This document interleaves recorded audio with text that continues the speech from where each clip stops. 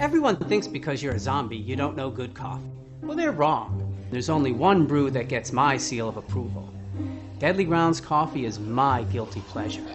The aroma is so intoxicating. It brings all of my neighbors out of the woodwork. Deadly Grounds coffee.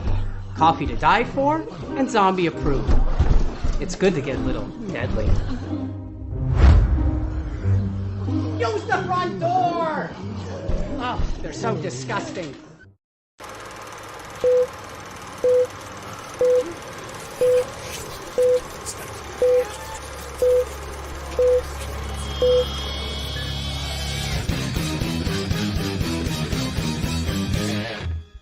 Hey everybody, it's Tuesday night time for another live Wicked Horror Show. I'm Kevin, and as always, I'm joined by Tony Has Nine Fingers. What is going on, people?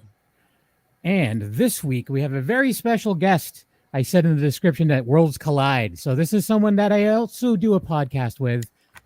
Someone that I feel like we've become friends over the last couple of months, for sure. You know her from the movie Scream. She's also made her way through some independent films recently, and you also know her from the re-education of Nancy Ann Ritter. Ladies and gentlemen, Nancy Ann Ritter, a.k.a. NAR. Hi. I'm trying to be cool and do this, or a young person taught me this. Oh. Hi, guys. Thank you for watching. Are you wearing your Jinko jeans? Or like the really wide skater jeans? They're actually coming back with those. I don't want to hear that. And a midriff with wide skater jeans and my Vans. I wore Vans today. I wear Vans almost every day of the week. I love it. I love it. I keep going back to them. I don't know why. I talked about your show. So I did an interview last night on Doomsday Crypt and B for Beatrice Bupley. And on the Doomsday Crypt channel. And anyway, so I was telling them, Kevin and Tony, about your show. And I said Wicked Horror Show, but then I did it in your accent. And I said Wicked Horror Show. Yeah. Because I can't say it any other way. Yeah, because it's Wicked Horror Show. Well, that's what the name came from, because Kevin's, wicked. So that's wicked. Oh, it's a Massachusetts thing. But it also means wicked as in like, I'm wicked. Yes, yeah. I knew the double meaning. I'm so excited for everyone watching. I just sent you, Kevin. I found a little snippet. It's not the whole snippet of the scene from The Woodman. Okay, perfect. Real quick. Yeah, definitely. We can do it. But Amy Dooley's in the chat saying, hey. And Amy, she's a great friend, a great new friend. Yeah, she loves Vans. I actually, when we started doing the podcast, I sent her a message of like, "Hey, I know that you're friendly with Tony and with NAR." Yep. And she's been friends longer with Tony, and then for a long time, she and Tony, and then she and I became friends. Hi, Patricia. Patricia, tell me if you prefer Patty. Write that in. And then Amy and I became friends about a year ago. Oh gosh, at PA Hurricane, because I'm trying to do your accent, in September. We had known each other before we met, and then we met this past fall. And she's been doing, you all should check out her Facebook and Instagram. She's been doing a spot on and hilarious cosplay of the girl in bathroom. Yep. So she's playing me. And then it's edited by her friend Joe Gibney with Leonora Shelfo as the cheerleader. And she has the purple top and the beige pants and the green barrettes. So it's been so fun. So I've been trying to share it as I go. But yes, Amy Duelli. And it's Duelli. I'm sorry. I said Dooley. I apologize. No, it's okay. It's okay. Thank you, Amy and Trish, for watching. And this, I'm so excited. And then Sergio's in the chat saying hi as well. Sergio's a longtime watcher, commenter, friend of the show. But yeah, so I figured, you got a very interesting story about how this all happened, like how you started coming from theater, going to a theatrical or an art school, Yeah. And just how everything kind of came about. So do you want to tell your story a little bit? Sure. And so I started doing professional theater when I was 9 years old. I grew up right outside Washington, D.C., and Washington, D.C. has a great professional theater scene. So I got involved in the professional, started with children's theater, then community theater, and then started doing professional theater, and had a lot of great experiences as a kid. And then I knew there was a great performing arts high school called Duke Ellington School of the Arts in Washington, D.C. And so I auditioned for high school. I wanted a full immersive experience, like an acting conservatory experience, versus going to my public high school and having like an hour of drama a day. And so I auditioned for Duke Ellington. It's in Washington, D.C., and got in. And it's a small school at the time. It was maybe 400 kids. And so you would have your academics 8:30 to 1, and then 1 to 5, we would have all of our theater classes, all of our acting classes, movement, theater history, play analysis. They gave you really a whole theater education, and it was just an amazing experience. And then at 5 o'clock, we were in production all the time, doing full-length plays and musicals, and then showcases of what we're working on. So sometimes our rehearsals would go to 10 or 11 at night. So you become like brother and sister. And I'm still close friends with all my acting classmates, and I'm totally doing a name drop. Kevin knows I drop so many names, but one of my close classmates was Dave Chappelle. We call him David, and we were there. He and I, age 14 to 18. He was already doing professional stand-up in DC. He started when he was 14. He's actually a really great dramatic actor as well. So you just become so close because you're just with each other all day, basically. And then at night, my dad was on the PTA with his mom, and we went to go see him in the comedy clubs a couple of times. And so it was just great. Everyone was so talented. And then from there, I went on to Northwestern University, just outside Chicago, that has a great theater program. And then I thought I was such a purist. I thought I would go straight to New York and stick with theater. I never had even, I always loved movies and TV, but I never even thought of myself in that medium. And my acting teacher at Northwestern really encouraged me to include film and TV. So I made a detour and went straight to LA when I graduated. So I was 22, and there were only literally like 4 of us who went straight to LA. A lot of people stayed in Chicago for a year and then made their way to LA. But of my class, 4 of us just went. And then luckily there were a lot of Northwestern people, older people who were already there. So I didn't feel alone.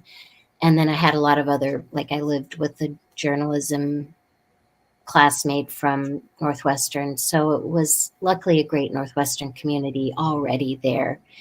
And Scream was, I was there 5 months waiting, immediately got a day job waiting tables just to be able to pay the rent and the bills.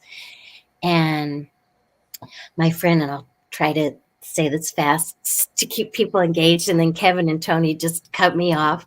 But Julie Plec, PLEC, was Wes Craven's assistant at the time. And this was maybe January 96. So I'd only been there since July of 95. And she called randomly, and we would see each other at little Northwestern gatherings, like sometimes 6 of us. So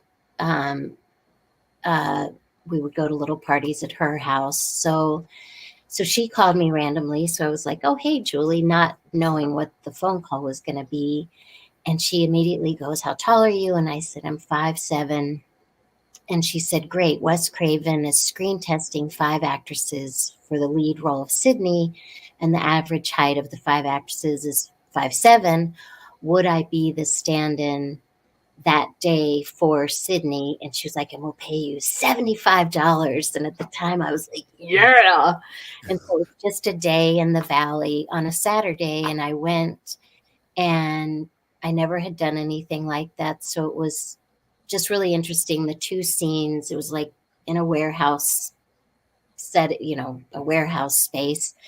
And they had a makeshift set of the bedroom with the double bed or the twin bed where Skeet crawls in the window and Billy Loomis, and he tries to do the night under the nightgown action with Sydney. And so it's that scene. And then they had next to that scene, they had a sofa.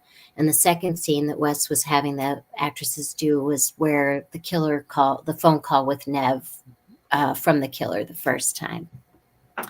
So I pretty much was invisible, and I chose to stand behind Wes Craven. I mean, not like breathing over him, but he had a good view of his monitor and then the 2 scenes. So I just stood back, and it was very fascinating. The 5 actresses that day were Neve Campbell, Brittany Murphy, AJ, and I know I've shared these stories before, but Brittany Murphy, Neve Campbell, AJ Langer, who was Claire Danes' best friend in My So-Called Life, Megan Ward, who was Bailey's first girlfriend in Party of 5, and then Alicia Witt. I just want to point out that Alicia Witt is from my town. Way. Yeah, she's from Worcester, Massachusetts. Her dad was my science teacher in middle school. She was the one in Dune? Yep, she was the little girl in Dune, the original Dune. She was in Dune? Yeah, with the bright blue eyes. But she's a genius. Like, she's in the Guinness Book of World Records for stuff. Like, she's a genius, like in real life. I didn't know I knew she was really, really smart. I did not know she was in the Guinness Book of World Records. I think a couple of her siblings are in there too, like playing classical music at like 3 years old or something like that. Like, crazy. And then the other one, Megan Ward, I've had a crush on for most of my life. I got to meet her once. She was in a movie called Freaked that I am in absolute love with. I should probably make you watch it. Make me watch it for our show. It'll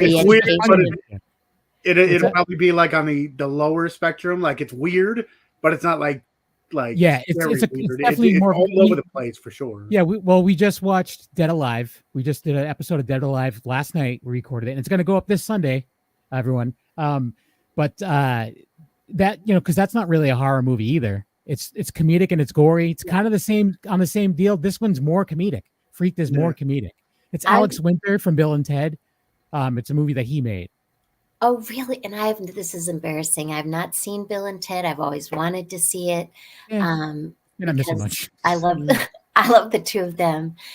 Kevin, I didn't hear you say, and Tony, that you had a crush on the girl in Bathroom way back in the day. I didn't hear that. You know that here's some blasphemy right now. And before I get yelled at by people in the chat, Doug New York is saying, "Hey Nancy Ann, hope to see you soon." Doug, can I just say a little shout out to Doug? He's amazing. He's an amazing film producer, and he was one of the producers for The Woodman. He got us cast in The Woodman, me and the cheerleader, Leonora Shelfo. He's producing so many films, and is a great gatherer of actors, and also has been a booking rep for us in a few conventions, and he's just an amazing friend. And so Doug, thank you for watching. Yeah. And also Sergio said that he's seen all the Scream movies. So here's the thing. I didn't say that I had a crush on the girl in the bathroom because I've never seen the Scream movies. That's right. Yes. Kevin. Haven't seen a single one. I own them. I've never seen them. And you might have, of the girl in Bathroom and the cheerleader, I have a feeling you will have a crush on Leonora Shelfo because she's the hot blonde mini Sharon Stone. What I'm into. I'm not into blondes. But anyway, so on that, let's see. The set with the 5 girls. So the 5 girls, yes. so it was interesting, and I wish I could share, but off camera, I wish I could share the juicy parts, and I'm not trying to bait people, but I can't share one element of the story. That's so terrible to say, but anyways, but it's still hopefully interesting to everybody. It was fascinating. I mean, each actress was in and out fast. They each did both scenes twice out. And then halfway through the day, Wes turned around to me and he goes, "Do you know the lines to the two scenes?" And since I'd been watching the girls, I said, "Yes." And he said, "Great." And he gave me a little script of the scene. He said, "Well, just go over the lines." And then he exited the space for a second. And I wasn't really aware of what was going on. I just did my little task of reviewing the lines. And at that point, when he came back in, he had decided the camera had been just in one spot and the lights had just been in one spot. And he decided he wanted to do some camera movements and close-ups and special lighting. So he had me play both scenes as Sydney, and then he had a stand-in for Skeet's part, who I want to say, and you can check me on this, and I should actually reach out to him to see. I want to say that stand-in the day for Skeet then became Casey Becker's boyfriend, who gets sadly gutted by the swimming pool.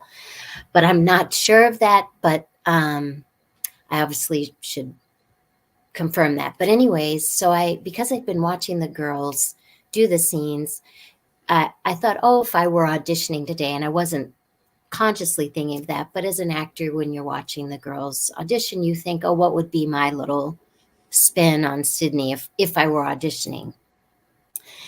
And so I did both scenes. And just on a side note, I don't know if you remember the line where Nev Campbell says to Skeet, "Oh, you thought you could sneak in the window and we'd have a little raw footage." Do you remember that line? So in the script, oh, right, Kevin does. Kevin, I'm like, thank no, you, I know. Tony. Thank you, I got I you. know Tony's. got I know you. Tony's seen it. I'm just dogging you, Kevin. Yeah. So in the script, the original script, I love the raw footage word in the script. It was, "So you thought you could sneak in my window and we'd have a little bump," which I thought I'd heard of the humping, but I never had heard bump. So I thought that was so funny when I was watching the girls. So I just had fun with that little line and that word. And so when I finished both scenes, Wes Craven beelined up to me and he put out his hand and he goes, "That was excellent." And then he went to go check on the next actress who was coming in. And as he exited, he threw up his arm and he goes, "Have her read for one of the bathroom girls." And at that moment, kind of everyone, I'd been invisible the first half of the day, which was totally normal. At that moment, the two producers who were there with Wes, Marianne Madalena, his longtime producing partner, and then Kathy Conrad, one of the executive producers, they were there that day. And Lisa Beach, the casting director, who's cast a lot of Alexander Payne movies and the Scream movies, she came running over and she said, "Once we finish casting the lead roles, we'll start bringing in actors for the smaller characters." So initially they had me audition for the cheerleader, and thank God they found Leonora, because I'm so not the cheerleader. It's probably literally, I was 22. I'd been acting since 9. It was about the worst audition I'd ever given. And I was surprised when I went in the room. Usually your first audition is just for the casting director. And when I went in, it was Lisa Beach, her assistant, I think Marianne Madalena, the producing partner, and Wes Craven. And the director is usually not in that first audition. And so but he was so great and nice with me. So I was nervous, but I guess not as nervous as I would have been, because he was really great. And I didn't have a cheerleading outfit, but I wore a little black mini skirt and a little baby doll t-shirt that said "Girls Rule." So when I went to shake his hand, Wes started like bowing to me, because at first I was like, oh wow, and then it took me years later to be like, no, he was bowing at my my t-shirt saying "Girls Rule," but I'm so dense. And then he opened up his coat. He was wearing the same shirt. He's like, "Oh, we're wearing the same shirt." So, but I brought in makeup props, and so I just was not a good audition. And so they first reached out, and I always forget to tell this detail. They first reached out and said, Wes really wants to use you in the movie, and he may use you and Tony. Do you remember the end party scene? There was a blonde girl. There was a blonde girl and a brunette girl, and they're fangirling out over Courtney Cox, and they have a few lines. Like if you watched the scene again, Tony, you'd see it. So they have a few lines, and they're kind of they're in the party, the whole party scene. Mm. I think that's what they were plug me into, one of those two roles. And then out of the blue, and then I'll be quiet, they called on a Wednesday and they said, Wes wants the production schedule of the bathroom scene's been moved up. Would I play the girl in bathroom? And I was like, I don't even know who the girl in bathroom is, because I only had known the cheerleader. And they said, would I accept the girl in bathroom? And I said, yes. And they said, we're going to put you on the plane the very next day, which was a Thursday. And Leonora and I were on the set that Friday. So it was really fast. So I was so nervous because that was my first movie, and thanks really to Leonora. And then, we were on the set. We filmed right after Henry Winkler gets stabbed to death. And I was coming from theater, I'm used to like 4 weeks of a rehearsal period. And luckily Leonora and I had met the night before, and we rehearsed the scene, and we each had hotel rooms next to each other. We rehearsed the scene in her bathroom, and she was just so warm and welcoming to me, Leonora. And, but I was just, the fast pace of filming the scene was just, I was so nervous. And so it went by so quickly. I think we were in the bathroom shooting by 1:00, and I feel like we were done maybe by like 9 p.m. And then Wes kept us through the weekend in case he needed any pickup shots that Monday. So then we were released that Tuesday. But he got everything he needed on that Friday. And he was so great with me, because he knew I only had done theater at one point when they were doing our close-ups. He came into the bathroom and he goes, because they had removed the mirror that was in front of me and Leonora. We each had our own mirror, and they put the camera up where the mirror was. And I was leaning forward and like putting on lipstick and like just fluffing myself. And Wes came in and he goes, Nancy Ann, you look grotesque. It looks like you're playing to a Broadway theater of 1,000 people.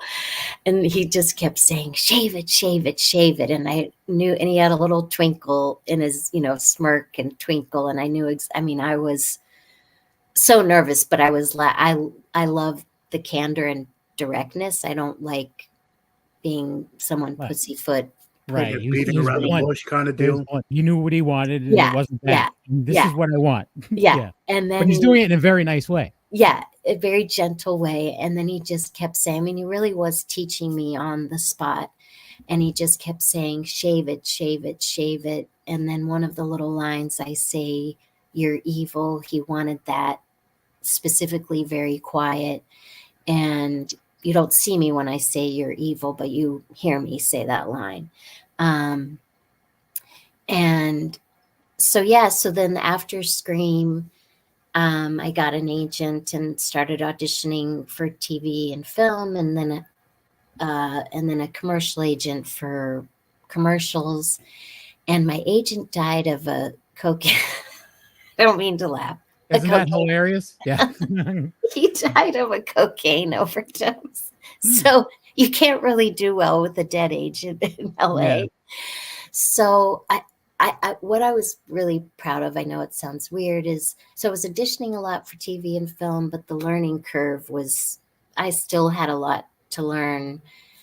Just getting comfortable with the camera. Leonora had grown up in a movie family, and she had already done some great films before Scream. So it was very natural to her. So it was still not natural to me.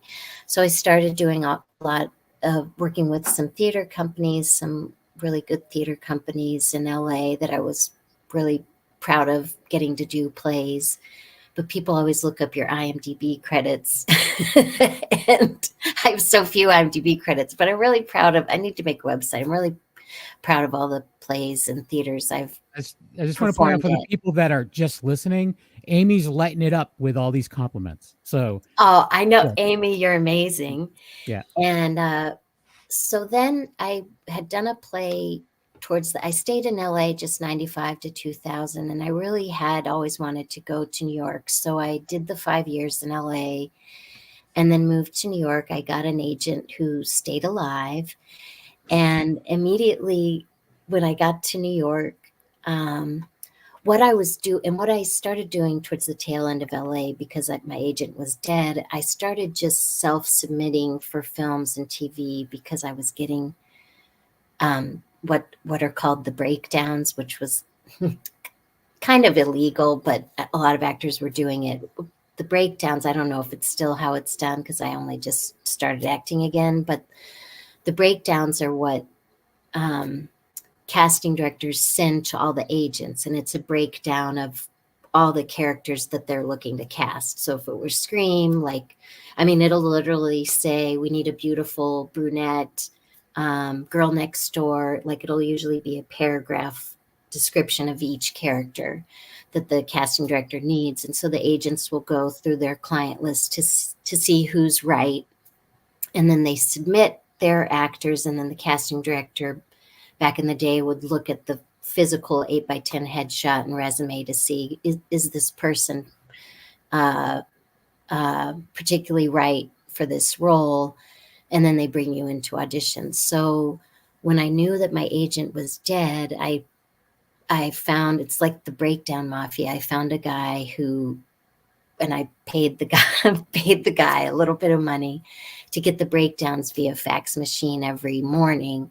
And then I could go through and submit myself. And I did get auditions that way, which was just lucky that the casting director, without having an agent's label on the envelope, it was just lucky that sometimes they would open my envelope, because usually if it doesn't have an agent's label, the envelope's just going to go in the trash.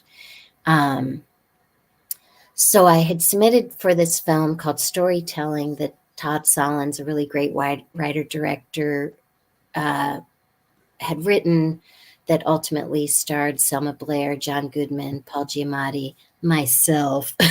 I was not a star in the movie. But his first two films were Welcome to the Dollhouse and Happiness, really great, yep. Two great films. And I had submitted for Storytelling right before I moved to New York. And right when I moved to New York, I got a call like a month into being in New York. I still had, or a couple weeks, I still had boxes.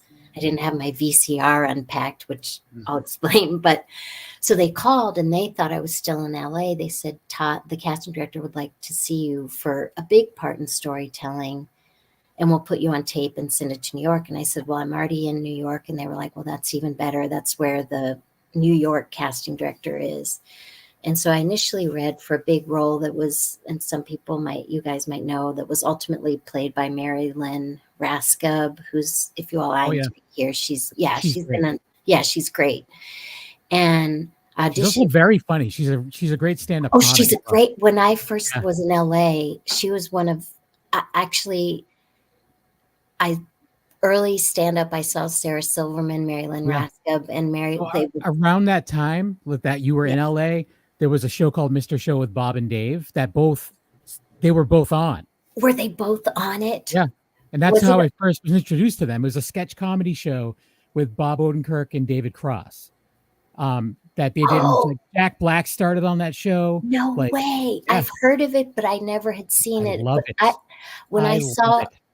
saw both of them, I saw Sarah Silverman at the Laugh Factory and then Mary Lynn Raskob at Largo, a really quaint little club. And I was just like, who is this girl? She was Sarah Silverman, of course, was hilarious. And the Mary Lynn Raskob is so different from Sarah Silverman. And I was just like, this girl is, they're both hilarious, but just in two separate ways. Yep. So ultimately, storytelling was a much bigger script. And so in the script, Mary Lynn, so that they had me read that morning for that part. And then the casting director, she said, would I come back at the end of the day to read for Todd Solondz? Well, I had to think of a very quick lie because there was no way.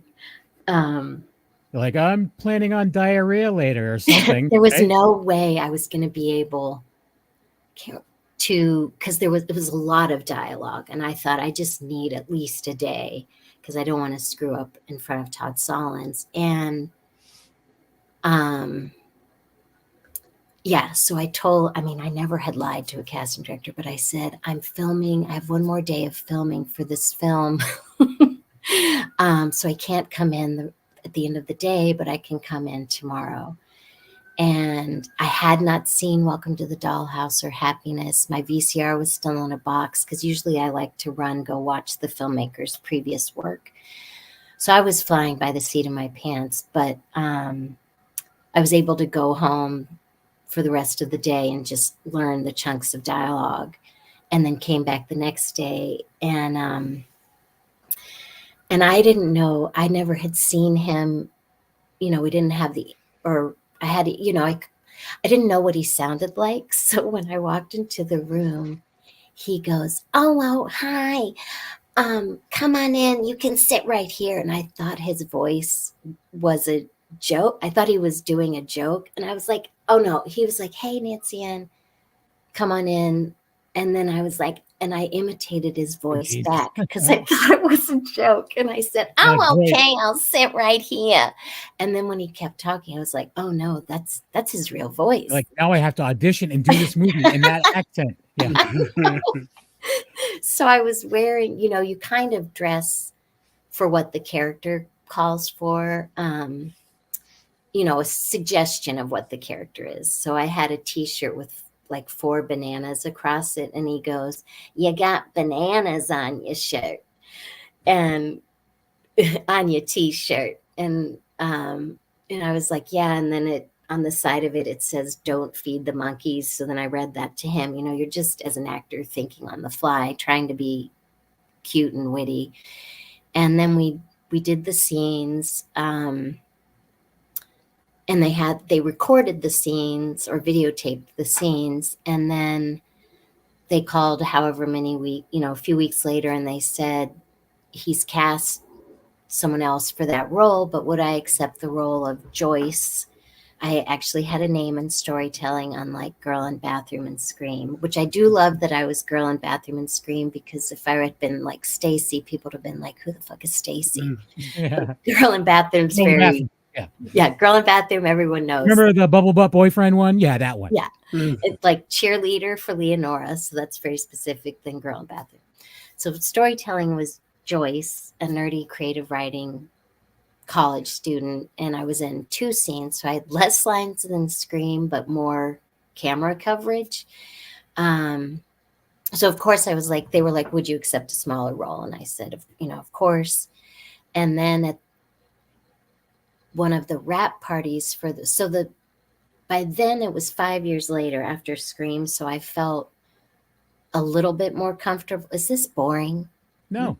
Okay. You would tell me, you would be like, I personally find it very interesting. Okay. Good. Like the ins and outs of Hollywood, because we don't know anything about this stuff. Yeah. Okay. Exactly. So what people, especially like viewers, they don't know what goes on behind the scenes. Like, that's the beauty of this podcast, is what people think they know, they have no idea. Amy agrees. Not at all. See? And Amy, thank you. Amy, I'm using you as my barometer along with Kevin and Tony.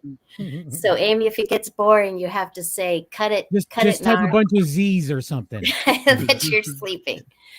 So why I was a little more relaxed. Well, done some on-camera work by the time. I mean, not a ton between Scream and storytelling, because I still was much more comfortable in the theater. But with storytelling, we were there the whole day, and it was an ensemble scene, and we're all in the creative writing class, and Todd had made it like a square circle of tables. So we're all kind of in the, not the round, but kind of in the round, with the teacher at the head and Selma Blair and her boyfriend, Leo Fitzpatrick, who was in the movie Kids with Chloe Sevigny back in the day. Really Larry great Clark. actor. Say again, Larry Clark. the director. Yeah.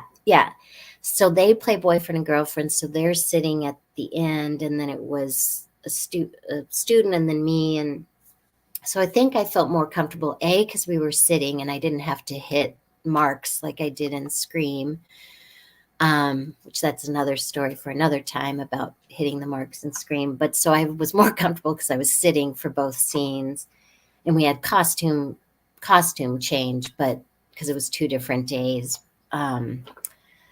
But what was cool about that experience, I mean, I was nervous at first, was he did a wide shot of the scene, Todd, and then he put the camera on each character, and we played the whole scene. So the camera first started on Leo Fitzpatrick, and it was just on him for the whole scene.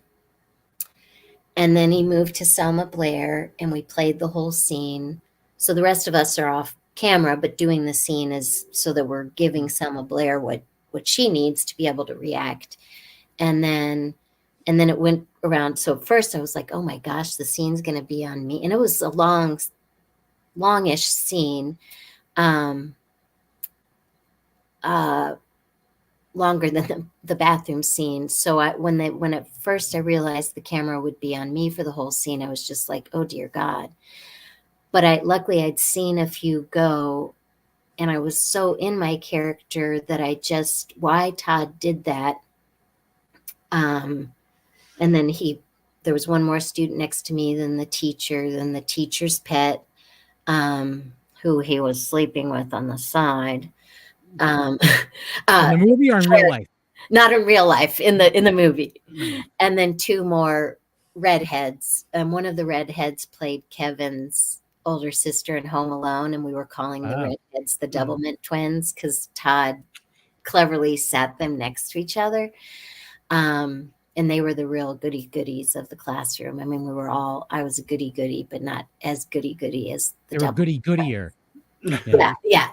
So yeah, I was a nicer goody in the first scene to Selma. Yeah. Anyways, we gang up on Selma Blair in the second scene. But why Todd was doing that was he was placing the camera on each of us to then be able to, when he's editing it, having the editor edit it later, is he can pull reaction shots that he liked from each of us, and to get that classroom scene feel. And then when he went down on the floor. See, in the bathroom scene, I think Wes, and I'd have to ask Leonora, I felt like Wes was outside of the bathroom. So I felt so nervous because I couldn't see him or have access to Wes. And coming from theater, you can always kind of see your director until you're in dress rehearsal. And that may sound weird, but Todd, I could see. And then during the close-ups, he was down on the ground, and anything that he liked that I was doing, he was just whispering encouragement in my ear from the ground. And so that was kind of like a coach almost, saying more of that, more, whatever. That's kind of weird though. I mean, at the same time, you're like, I like that. Like the ground, just not laying on the ground. Yep. More of that. More of that. And maybe it wasn't. And yeah, I mean, it was more just like a cheerleader in your ear, but it was he wasn't talking through the whole thing. You watch the scene and you just always hear like, You listen. oh, that's on great, your shirt. Nancy Ann. Bananas on your shirt still, huh?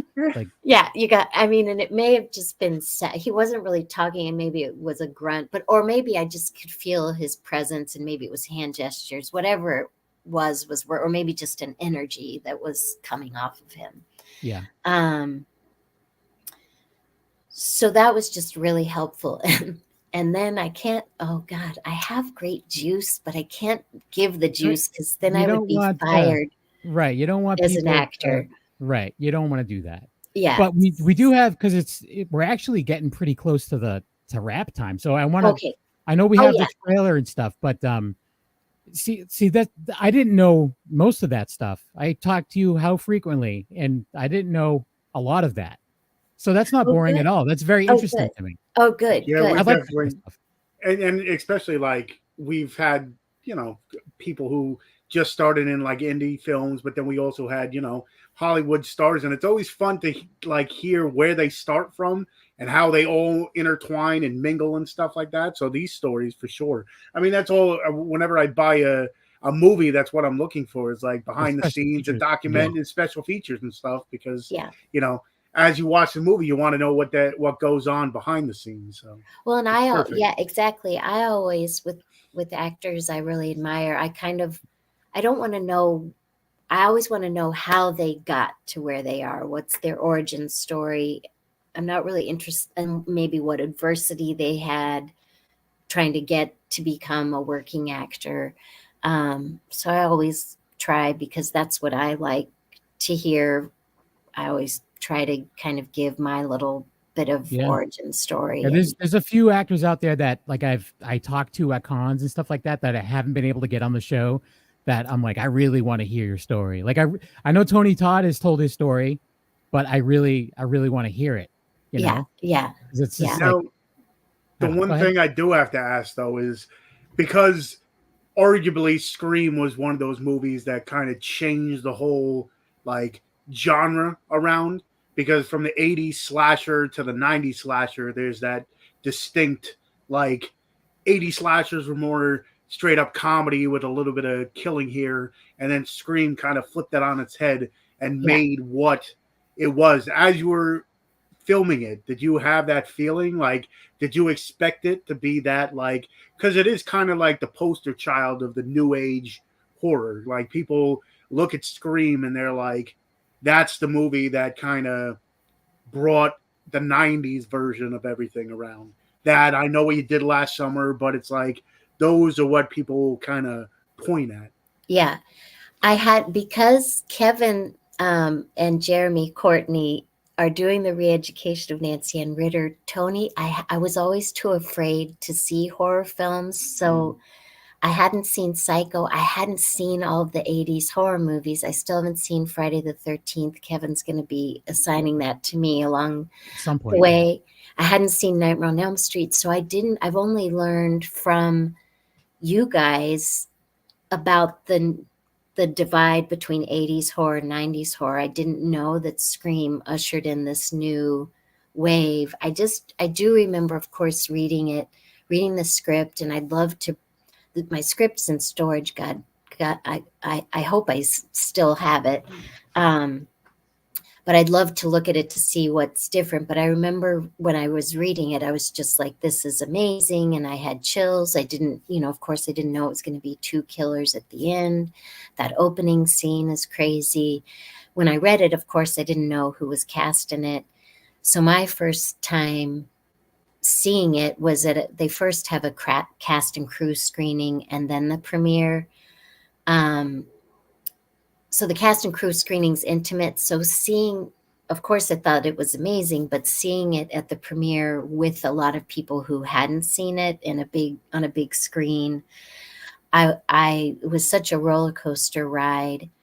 And I thought it was amazing, of course, but I was still doing my full time, like I was still auditioning, but I still had to have a day job, working a regular job. So I didn't leave the premiere thinking, oh my God, this is going to be such a success at the box office. I didn't even think about that at all. I just thought, of course, I thought it was amazing. That opening scene just is brilliant. What was fun was I took my acting class roommate to the premiere. He didn't know where the jump scares were. And of course, the jump scares still get me to this day, but it was so fun watching it with him through his eyes. So when he was screaming bloody murder, I was dying laughing.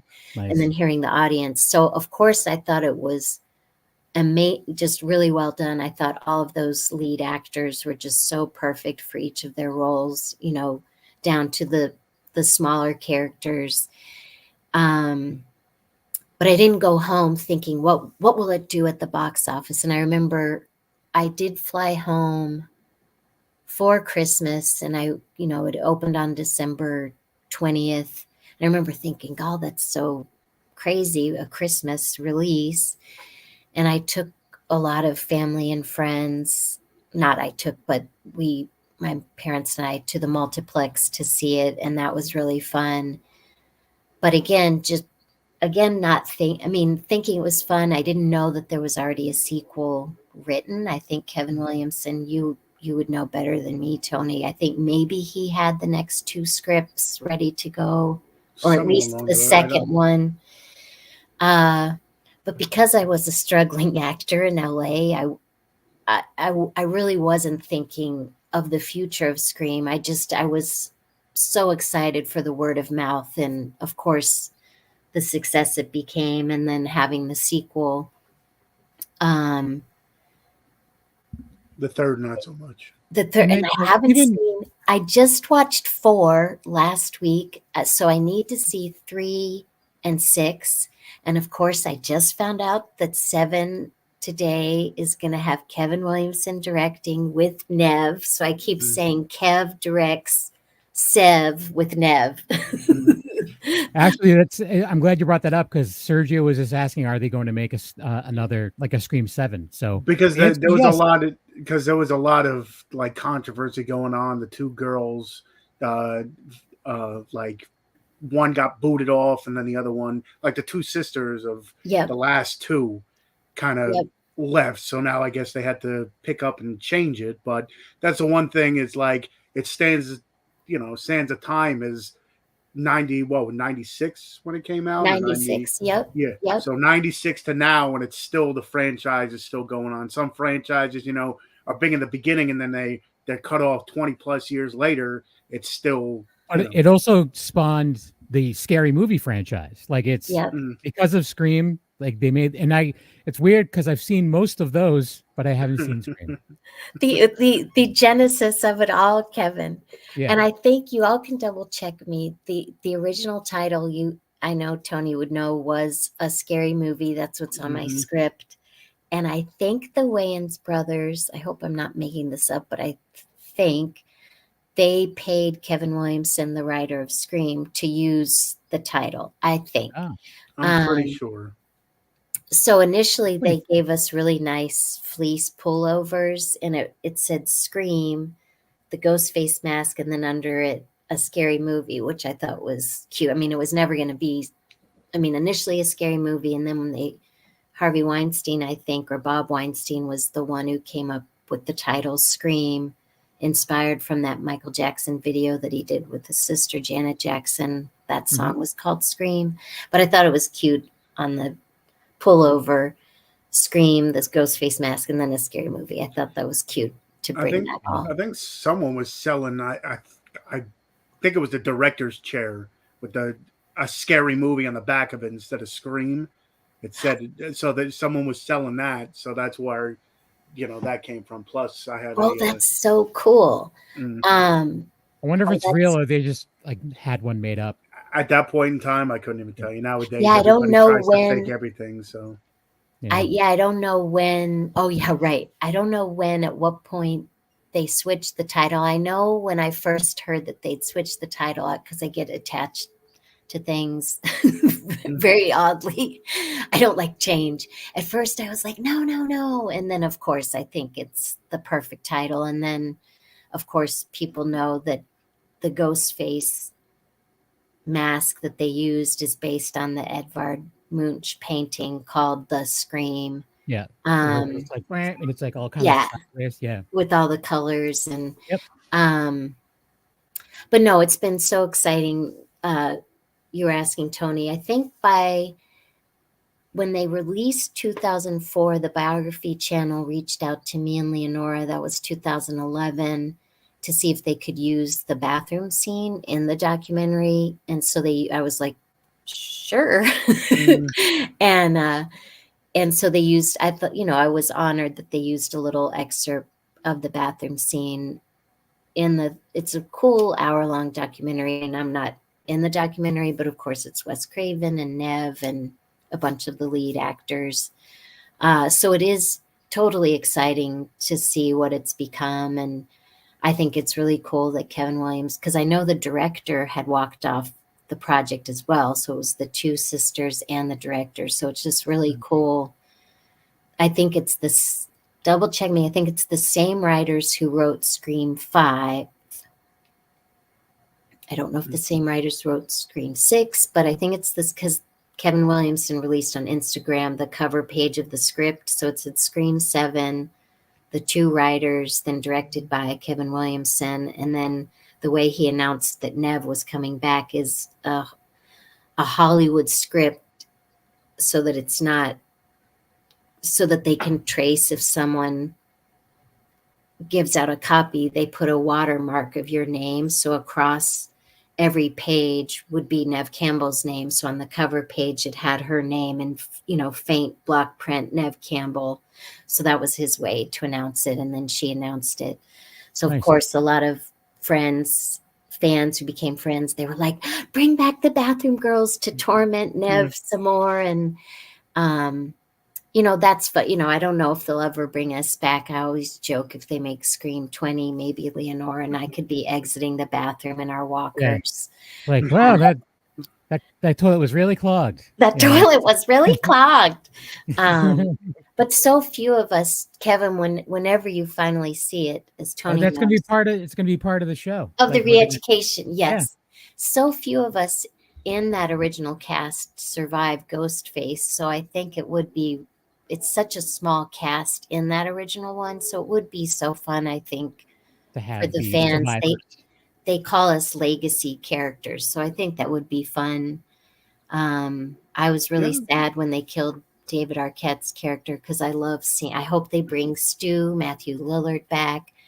I'd love for all the leads from the original to still be alive, because I just think that main cast was so good. But I'm glad at least they have Courtney Cox and Nev Campbell, and they had Skeet in the flashbacks, and then if they could bring Matthew Lillard back, according to Wes Craven, Matthew Lillard was supposed to be in Scream 3. So according to Wes Craven, his character Stu is still alive. So I think that'd be really cool for the fans to bring back him. So I want to play a video. I don't know. Do you want to play the teaser trailer for The Only Ones, or do you want to play the intro for our other podcast? Can we do both? Let's do the intro to our podcast, The Re-Education of Nancy and Ritter, and then the trailer for The Only Ones. I'm in the trailer. I'm in the trailer. I play a big part in the movie, The Only Ones. And I'm in the trailer. You can see if you can spot me. And then if you have time, the little snippet of the movie, The Woodman, that Leonora and we play. There may be a little bit of a little gap between the two, because I have to hit play, then wait for the other one to end, and then hit play again. You may see our beautiful faces for like a split second. But here is the intro for The Re-Education of Nancy Ann Ritter. You can find it on this channel.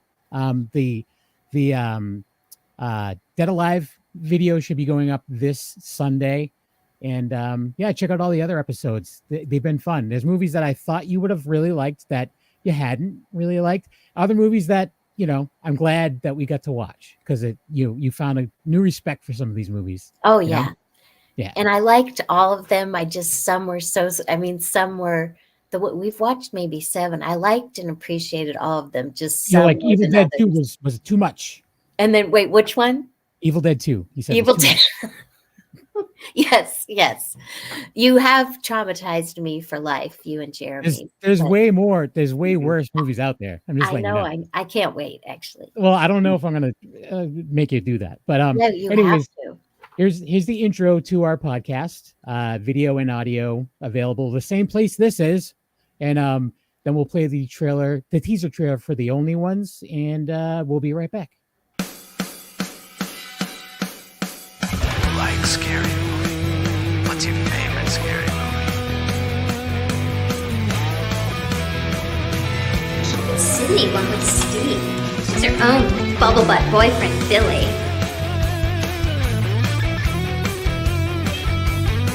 You're evil. Slack. She watched her mom get butchered. Where do you get this shit?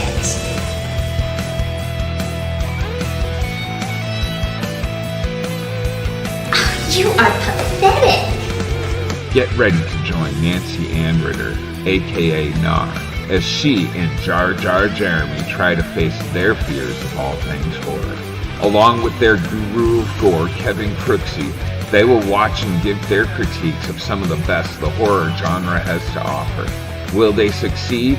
Find out on the re-education of Nancy Ann Ritter. Death is the ultimate shared human experience, right? The great cosmic inevitability. And if we can try to resist inevitability, then we could all end up going crazy and killing each other. Thank you. Wouldn't want that, now would we? This was supposed to be a therapeutic weekend. This was supposed to be something that we could control. We are in a kill or be killed situation. Something happened here, and we have to make sure it doesn't happen to anyone else. Namely us. Go and piss the wrong guy off in the woods, and you are done for, man. Valerie thinks anything where people die is cool. That's because dying is cool.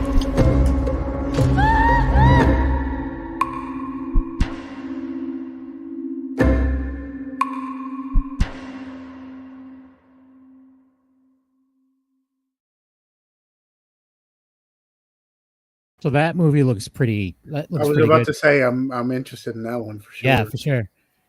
It looks really good. I think it's gonna. Oh, yay! I think it may have its first screening at Creature Feature, which is in Maryland or Pennsylvania, April 19th or 20th. But that's not set in stone. And then it's gonna premiere this spring at film festivals, and then, hopefully they can get it up onto the streaming channels. But it was a great. Jordan Miller wrote and directed it, and it was a really great. Again, a great learning experience for me. I play a big role in that, and Christopher Enloe, a really great actor, plays my husband. And yeah, I really learned a lot from Jordan Miller, the writer director. So it was, I'm excited. Yeah, it looks really good. That's something too. Like you can even, if it's something where the director wants to come on to promote something or whatever, just shoot him my way. I will. Oh, I will. He would be great, Jordan, to have on your show, and maybe a couple. The other actors are great too. Yeah, it looks very interesting. I wouldn't even have known about it without you telling us about it. So thank you for that. And the one thing I must say is, a question is, you aren't adversed in a lot of horror stuff, but you do the cons. How do you find the horror fans? How do they? Well, we have some in the comments right now that seem to love what you're doing. Even though Amy. That's one thing.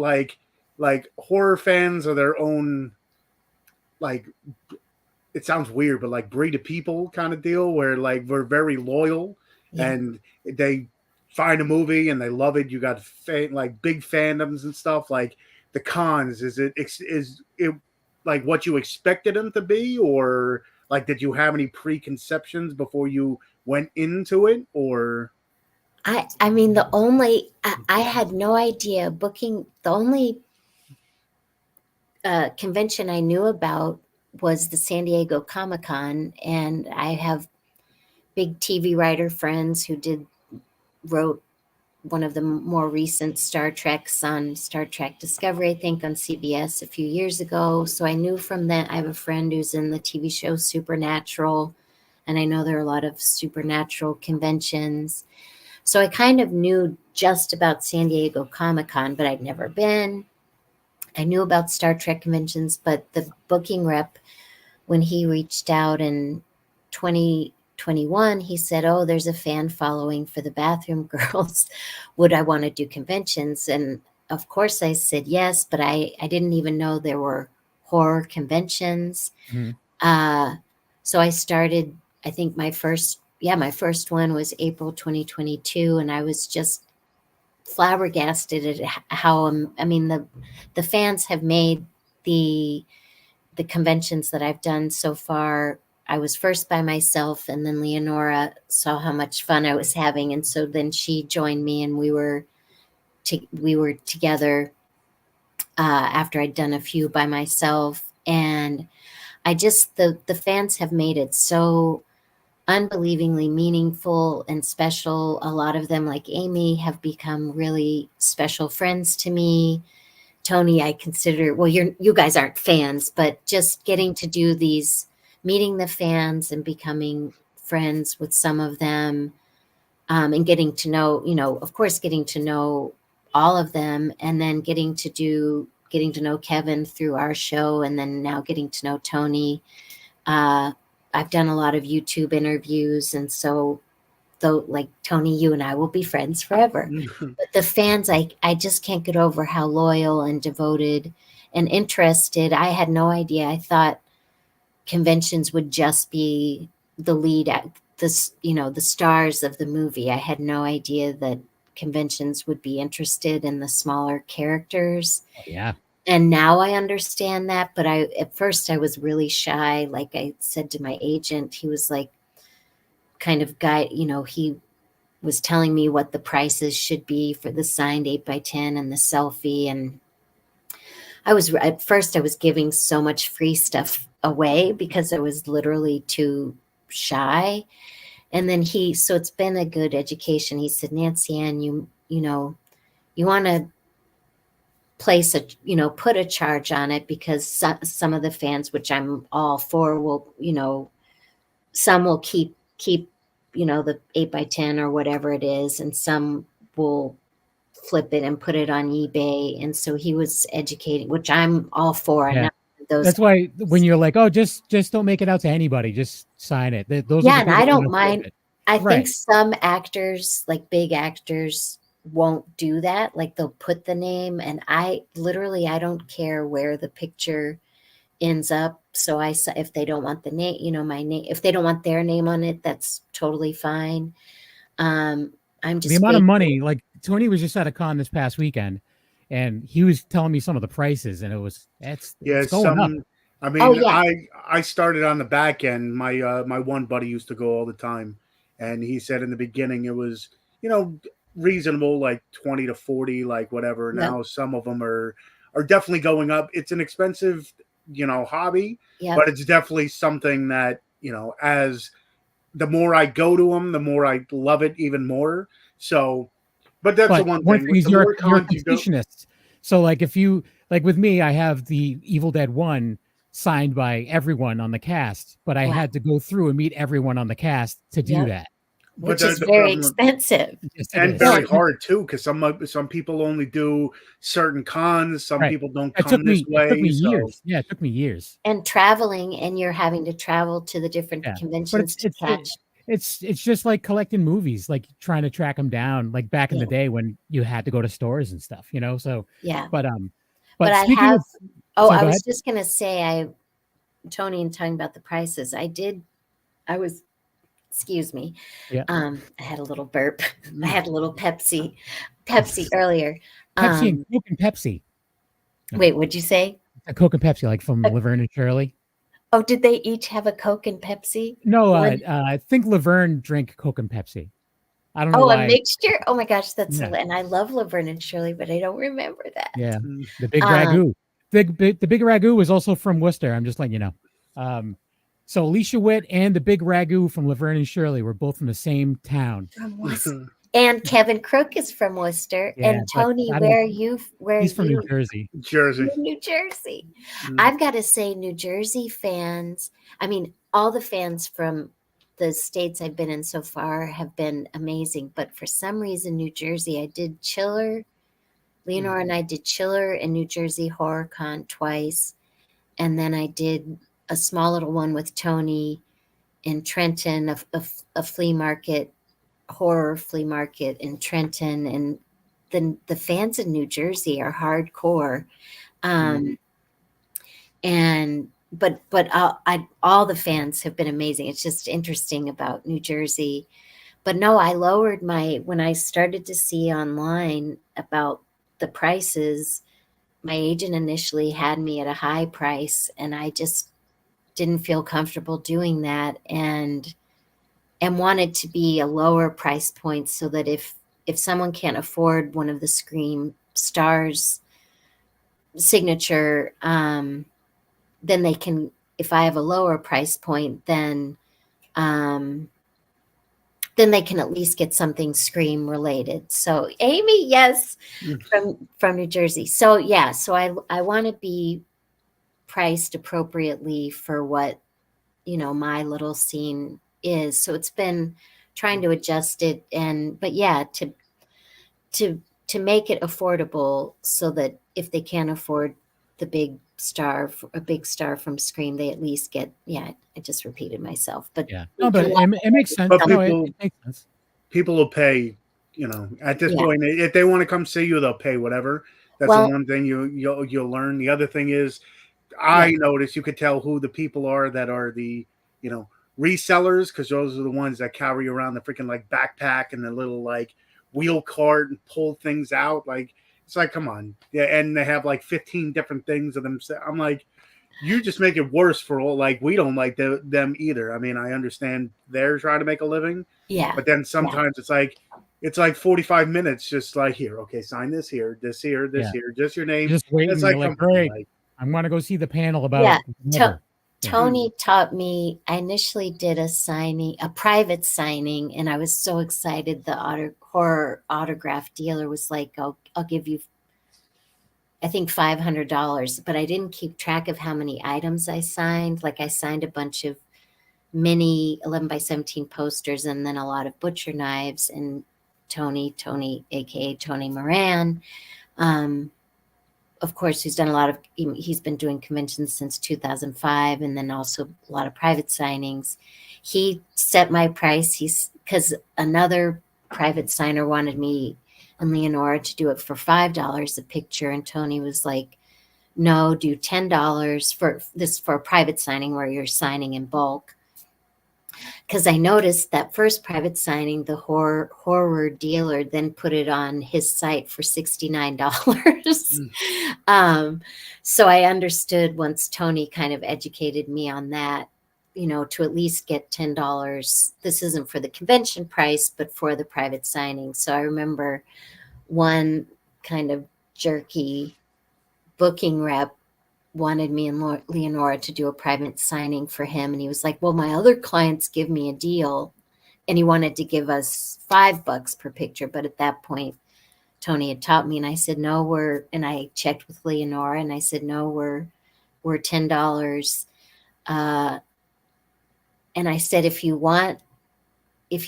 can't pay the $5, I'm happy to do 50 pictures at $10. So you still only have to pay $500. And he was such an asshole. He was like, we don't have to talk about this anymore, and I'm not going to do that. And I think he thought because Leonora and I were so new that we'd be impressed. Of course. And believe me, I didn't want to turn down $500. That would be very helpful. But then she and I did do a signing 300, we call them pieces, because sometimes it's merchant, like a Funko Pop or a picture, and it was just 30 pieces. But I said a different dealer wanted to do $5, and I said no, it's $10, and that dealer was great. And so it was nice because we could walk away with $300 and feel like we were getting, a piece of the pie. Yeah. And because we're signing our name, I mean, not that it's hard to sign your name, but it's a lot of after a couple hundred times. Yeah, Tony just did. Yeah, you sign your name and your character name. I mean, at the convention, I mean, I'm always happy to sign one of my lines at a convention, and if a dealer wanted that, sure. Tony just did a signing of 100 pieces, and he was signing hockey jerseys and Funko Pops and an array of different things. And so, yeah, it's just, I've learned so much from him, and then Leonora and I just have learned as we go.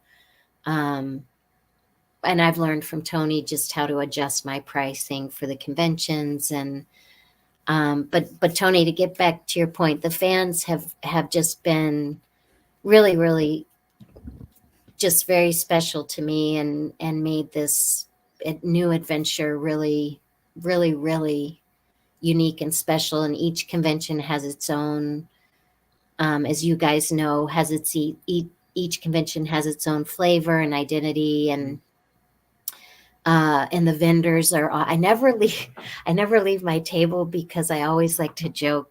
I don't know if you remember in the movie Bridesmaids, Kristen Wiig on the plane, she goes, "I'm poor." So I never leave my table, and I always joke with Leonora or whoever, I'm like, "I'm poor." So I never see all the great vendors. I mean, sometimes I do. Yay, Amy.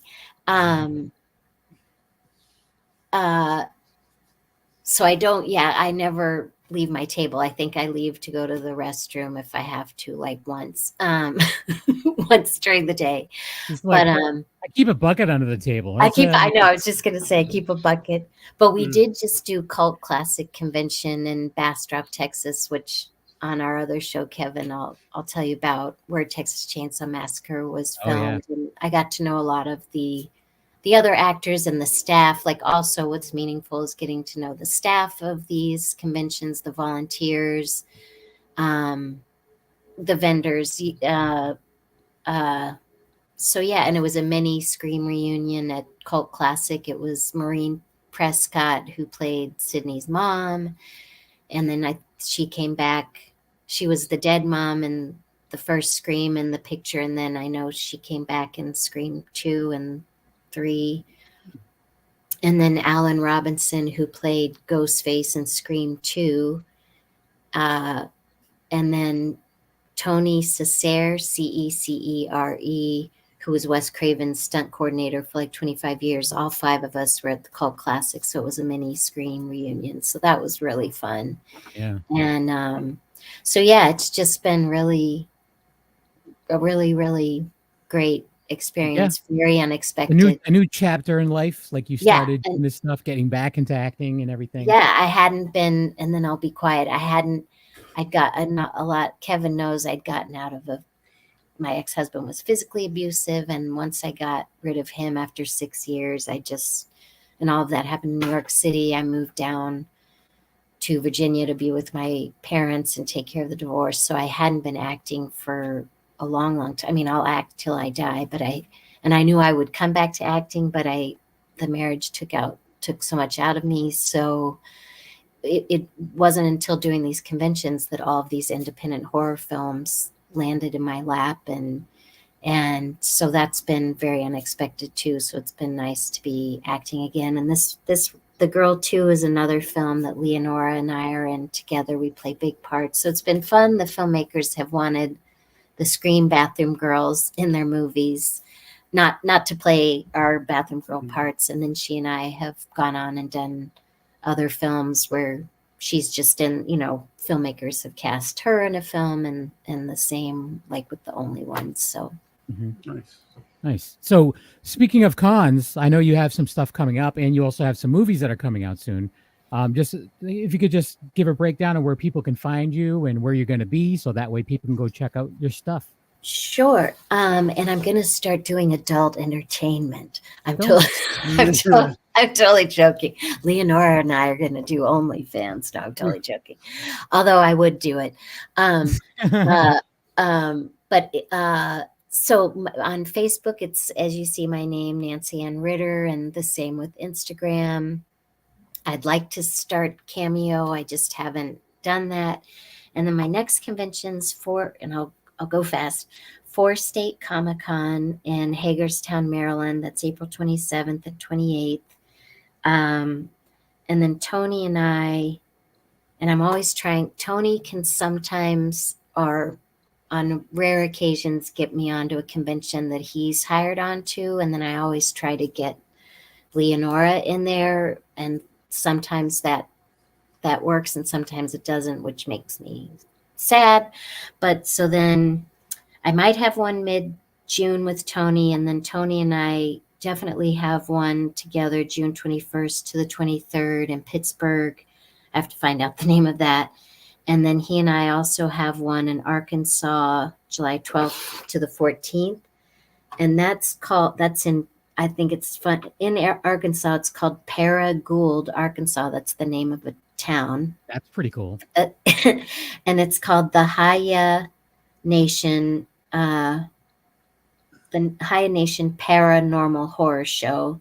So that's July 12th to the 14th. And I'm hoping they can get Leonora in on that one. The reason they sometimes, I'm detouring for a second, sometimes where they'll hire me and Tony is that then it's just one hotel room for them because he and I share a bed. Just like me and this Tony. right. Although we've never met in person. It's weird. Very weird long distance thing.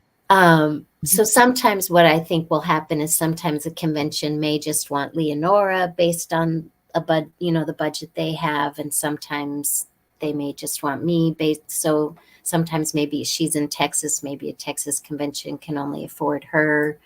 But our goal is to be together as much as we can. And then I have the end of August, Harrisburg Comic and PopCon, and then possibly one in September. And then she and I have one that I'm really excited. Well, I'm excited about all of these. It's a haunt called Awaken Haunt. So Awaken, all one word. Tony did it. Tony's done it 2 years and really enjoyed it. And Leonora and I will be just the two guests for October 18th, 19th, and 20th. And that's in Leslie, Michigan. And it's a really great haunt. And then October 26th, it's called Cryptid Halloween. That's in West Virginia. And then I'm by myself on that one. And then Leonora and I are just trying to fill the calendar up with some other ones. I was just told there's a Scream-a-thon in mid-September. So I'm hoping a lot of times we'll just contact a convention directly. And she and I have different booking reps. And then The Girl 2, it's just had a screening and a premiere in a big movie theater in Ohio. And then they're going to do a Blu-ray and then hopefully get it on streaming channels. The Woodman is currently on Amazon Prime. We're going to be in The Woodman too, Leonora and I, and they loved our characters so much. We're in another movie playing the same characters called Tahoe Joe.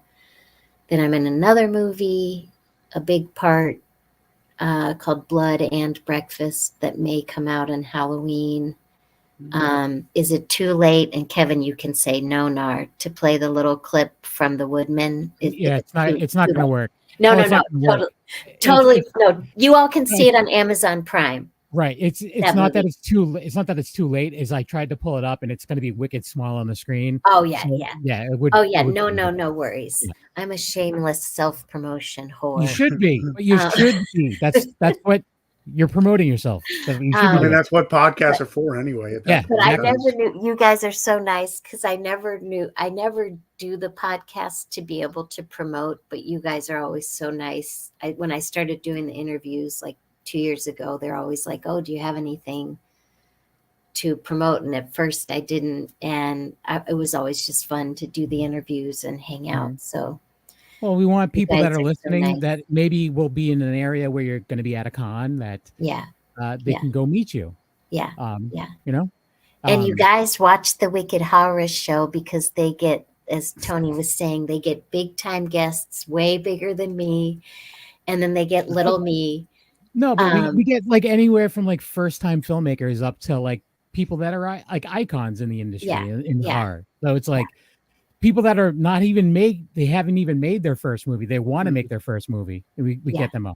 Yeah. Just to talk about their Indiegogo or something, you know? Oh, sure. Yeah. But make sure to watch the Wicked Horror Show. And it's on the Dorkening Podcast, which I didn't key into until today, which is a great, because I'm slow. Because it's Jeremy Courtney's Splash Pages is on the Dorkening Podcast, and then a bunch Ben and Jeff's show and Talking with the Dead, yeah. So Wicked Horror Show. And Tony, what's your last Tony? I know has 9 fingers is not. He really has 10. Yeah, he has 10. One of them's but I want you to try 9 fingers in my vagina and just see what that feels like. Poor Amy, I'm a real dirty talker, and please, Amy, know that I would never cheat on Tony. You're not gonna cheat on Tony with Tony. I'm not gonna say it a couple times. He just wants you to know that he's a big fan of the whole Scream franchise. So if you end up in Scream 7, he'll be looking for you. Yeah. But what's your last name? Are you allowed Cordero. to? Wait, say it again. Cordero. Oh, Cordero. Deiro. Close enough. Deiro. Then I in there. Oh, well, it's so nice to meet you. And are you on Facebook and Instagram? Yeah, I'll promote myself at this point in time. So Tony has 9 fingers on YouTube. He's blowing up on TikTok as well. Okay, do your promotion. Okay. So Tony has 9 fingers on YouTube, where I do movie reviews, unboxings. Really haven't done anything on there for a while, but it's up there. Tony has 9 fingers on X, which I don't use, but I keep on saying. Tony has 9 fingers on TikTok, which is my go-to media. So Tony, find me on there. Almost to 25,000 followers. Close. Right? Yeah. I'm proud of him. It's like my boy's done good. Tony's Movies on Instagram, where I show off the movies behind me. And of course, here on the Wicked Horror Show, most Tuesdays, whether we have an awesome guest or it's just horror movie talk, whatever, remember to watch us and listen to us. Do both. Help us out. And Kevin. Besides doing this podcast with the lovely Tony Has 9 Fingers, I also do another podcast called The Re-Education with Nancy Ann Ritter with the lovely Nancy Ann Ritter and Jeremy, who's also very lovely. And I'm part of That Strange Show, which I guess will be coming back shortly. And I'm going to be at a con doing panels in Vernon Downs Hotel and Casino on August 16th and 17th. Coming up in, I guess it's Vernon, New York, I guess. But that I'm going to be doing panels. And the only one that I can definitely guarantee that I'm doing right now is a panel for Uncle Lloyd Kaufman, creator and CEO of Trauma Entertainment and Toxic Avengers and whatnot. And there may be a VIP party afterwards with a screening of a movie that I've been dying to see. So if you're going to be in that area, come hang out. Tony, you should go. Yeah, I was upset that they didn't, when I went to Monster Mania, they didn't have a Trauma. Usually Trauma's parked in that corner. They didn't have it. They weren't there. I was very surprised. Well, go to this show. Okay. And where's Vernon? How far is Vernon from Manhattan? Only because Manhattan's what I use for guidelines. Let me see. Only I lived there for 12 years, so that's what I use as my my jumping off point. Tony, where are you in New Jersey? North Jersey, near Wayne. Okay. I'll say the town and nobody will know. So I use Wayne as a reference. Well, and if you have 25,000 fans on TikTok, you may not want them to know the town because you may have fans knocking on your door. I wouldn't go that far, but it's slowly growing. I guess my fandom.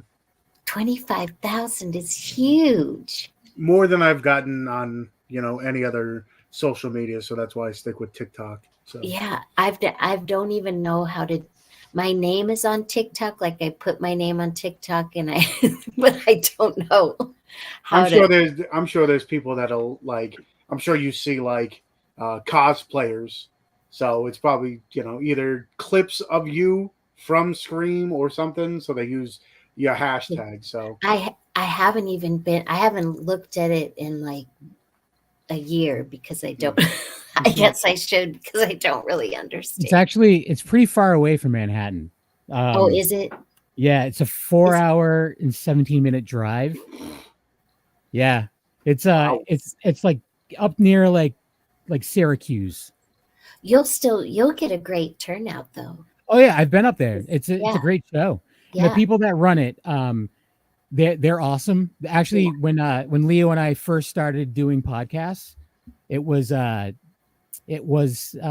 for them. They had a radio, like an online radio network, and it was a paranormal radio network. And I was part of a paranormal group at one point, and we met them at a con, and they thought I was funny, and they're like, "Hey, do you want to do a show on our radio network?" And I'm like, "Yeah, I don't know if I could do a paranormal one." I'm like, me and my cousin Leo were talking about doing like just a nerdy one. They're like, "Yeah, you can do that." So we started doing the Dorkening for them. And then eventually we just decided to do our own thing. We left doing the part of their radio network and we started doing our own thing. But yeah, they helped us start. So Leo Pond is your cousin? Yep. He's my cousin. Oh my God, he's your cuz. He's my cuz. This and Leo, the Still Toking With guys, Leo, Ben, and Jeff were my very first. They were my second video interview ever.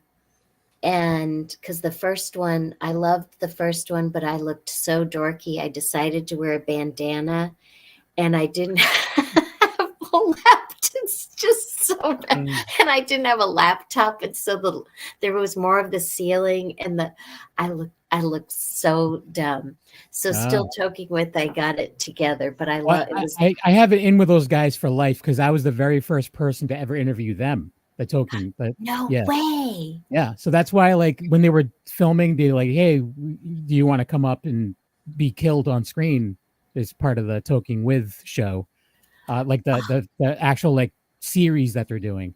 So I had to go to upstate New York for that and get killed under a railroad bridge up there. No way. No, was Bill Diamond? Yep, it was at his studio. Was it at his studio? It was at his studio. Yeah. The studio is pretty amazing. Like there's other areas that people rent just for storage in his studio. Yeah. And it's just like, oh, that's there was like the touring stage for Lady Gaga was there. No way. Yeah. I was like, what? Oh, Life is Pain is here. Sorry, he's late. Yes, you're very late. Especially since it's one of our longer episodes and you just caught us now. That's okay. But he's also, so you're super late because he's actually from the UK. So if you're late now, it's probably like 3:00 in the morning. You're right. Exactly. That's okay. You can always go back and watch it again. But yeah, so we do have to take off. Someone has to get up early in the morning and go to a doctor's appointment. This guy. Hey, everyone, don't get old. All right. Make that promise. I mean, I don't know why I'm applauding your doctor's appointment, but I hope the doctor takes good care of you. Yeah, me too. Appointment tomorrow. Yes, me too. I haven't been to the doctor in a while. I had to cancel a bunch of appointments because I was in between jobs. And now that I have a job, I can't. I don't want to. Yeah. I know. I don't want to talk about it too much. Yeah. Because I don't want something I say to maybe get to work. Like, I don't think I would offend anybody, but at the same time too. Yeah. Whatever. I work with a lot of people in need. Let's just say that. Yeah. Kevin's doing amazing work. Yeah. Yes. I got home wicked late today because right when I was getting ready to leave, just a giant pile of shit hit the fan. And I was like, all right, let me go make sure these people aren't going to murder each other. And then, so I had to do that for an extra hour. Yeah. Yeah. But it was worth it. Yeah. Yeah. But so anyways, thanks for watching / listening. And be on the lookout for the next episode of the Re-Education of Nancy and Ritter, where we talk about Dead Alive. And remember, your mother ate my dog. She made me do that multiple times yesterday. I thought about that tonight, right before I was coming on. Your mother ate my dog. Your mother ate my dog. And the next one we're going to do is the Return of the Living Dead that you guys are having me. We haven't filmed that I don't think I mentioned this to you, but if you go to IMDb and look up Dead Alive, it gives you suggestions of other movies that would be similar. Return of the Living Dead is one of them. Is one of them? Yeah. I was like, because it's considered a comedy. It's not nearly as funny as Dead Alive. Yeah. Tony, I like your shaved head. Thank you. It's actually long. I got to shave it.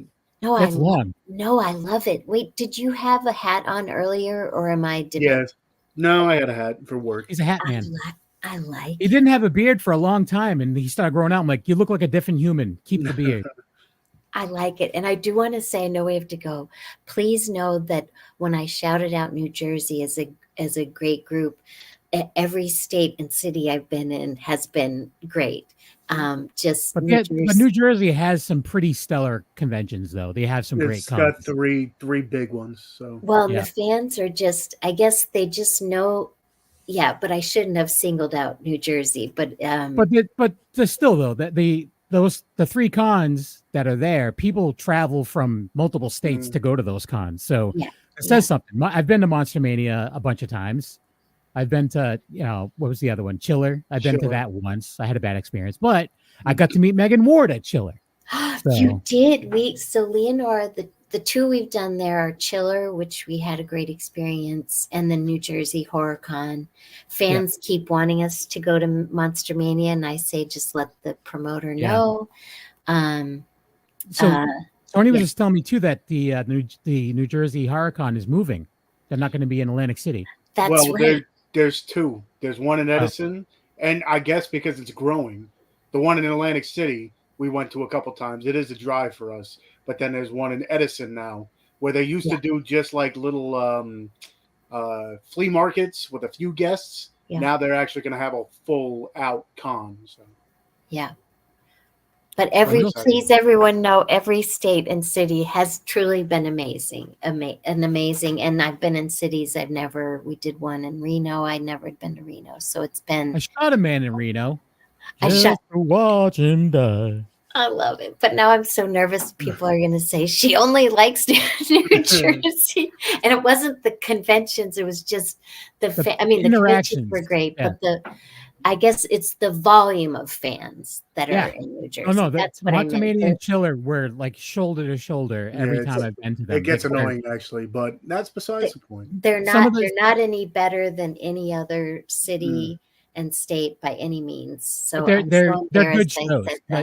Don't be embarrassed. They're good shows. Like we had a really awesome show around here that was a staple in the country. Like a lot of people would mention it, and it shut down right before the pandemic, and it's never coming back. And that's what I've heard. Yeah. Well, and the one we just did, Cult Classic Convention, every convention we've done, I've really loved, just because, like I said earlier, they just all have their own unique identity. And Cult Classic Convention in Texas was great. And okay, I'm so nervous. Can you edit out I said? This was live. Oh, this was live. So hence all the chats. But before you say anything else that you regret, we'll end it. So thank you, everyone. Thanks, Sergio. Thank you, Amy. Thanks, Life is Pain, even though you were late. Thanks, everyone else that participated in the chat. And again, thanks for watching and listening. If you're just listening, you miss out on all the cool stuff. All right. So, we'll see you guys next time. Goodbye. Goodbye.